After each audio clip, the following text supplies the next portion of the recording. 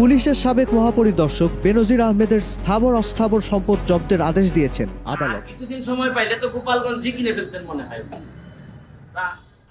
যত প্রভাবশালী অপরাধ ৩,৫০০ বর্গফুটের ফ্ল্যাট রয়েছে বেনজিরের পরিবারের। এসব সম্পত্তি অবৈধ টাকায় কেনা হয় বলে। আসসালামু আলাইকুম দর্শক, দেশ ও দেশের বাইরে থেকে যারা এই মুহূর্তে আমার ভিডিওটি ওপেন করেছেন সবাইকে অসংখ্য অসংখ্য ধন্যবাদ। দর্শক, প্রথমেই শিরোনাম দেখেছেন। শিরোনামে বর্তমানে আমাদের ফাটাকৃষ্ট ওবায়দুল কাদের বলেছেন যে বর্তমানে সে যত ক্ষমতাশালী হোক না কেন, বর্তমানের আমাদের আইজি যে ছিলেন বেনজির আহমেদ তাকেও আমরা ছাড় দিচ্ছি না, এবং কোর্ট তাকে ইতিমধ্যেই ঘোষণা করেছে তার সমস্ত সম্পত্তি বাজেয়াপ্ত করার জন্য এবং ব্যাংক জব্দ করেছে। এতে হয়তো আপনারা অনেকেই জানতে পেরেছেন যে সে যত ক্ষমতাশালী হোক না কেন, সে আওয়ামী লীগ দলের লোক হোক না কেন, তাকে কখনো শেখ হাসিনা ছাড় দেয় না।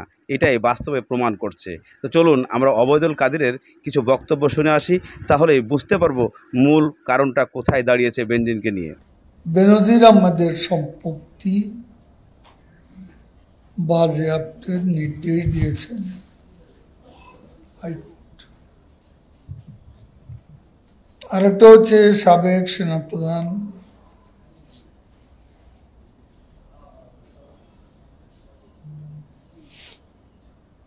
সেনাপ্রধানের যে মার্কিন নিষেধাজ্ঞা, এই দুটি ঘটনায় সরকারের ভাবমূর্তি নষ্ট হয়েছে।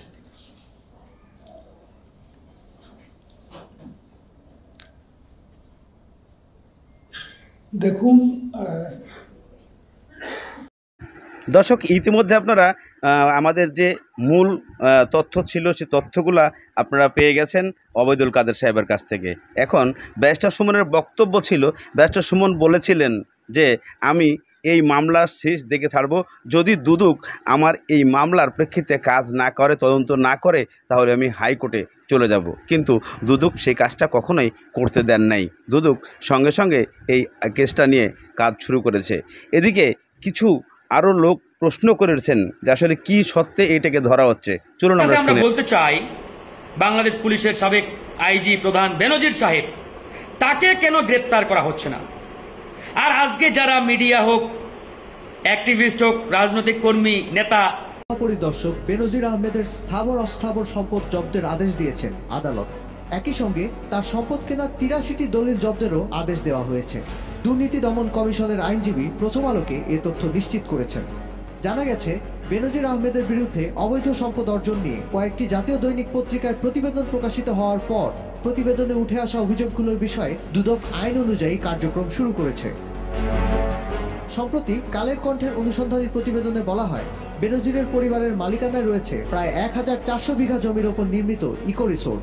এই রিসোর্টের পাশে আরও ৮০০ বিঘা জমি কিনেছে তার পরিবার। এছাড়া ৫ তারকা হোটেলের ২ লাখ শেয়ারও রয়েছে তাদের। ঢাকার বসুন্ধরায় ৩,৫০০ বর্গফুটের ফ্ল্যাট রয়েছে বেনজিরের পরিবারের। এসব সম্পত্তি অবৈধ টাকায়। দর্শক, ইতিমধ্যে আপনারা সমস্ত প্রমাণাদি পেয়ে গেছেন যে বর্তমানে কোর্ট যে নির্দেশনা দিয়েছে, এই নির্দেশনা অনুযায়ী ব্যারিস্টার সুমন যে তথ্য চেয়েছিলেন সেই সম্পূর্ণ তথ্য দিয়ে দিয়েছে, এবং ৮৩টি দলিলের সম্পদ সেখানে বাজেয়াপ্ত করা হচ্ছে এবং তার ব্যাংক ক্লোজ করে নেওয়া হচ্ছে, যেন সে ভবিষ্যতে পালাতে না পারে। এবং আরও শর্ত দিয়েছেন কোর্ট যে তাকে অতি শীঘ্রই আইনের আওতায় নিয়ে আসা হবে। এভাবেই ভিডিওটা শেষ করছি। ভালো থাকুন, সুস্থ থাকুন, দেখা হবে পরবর্তী।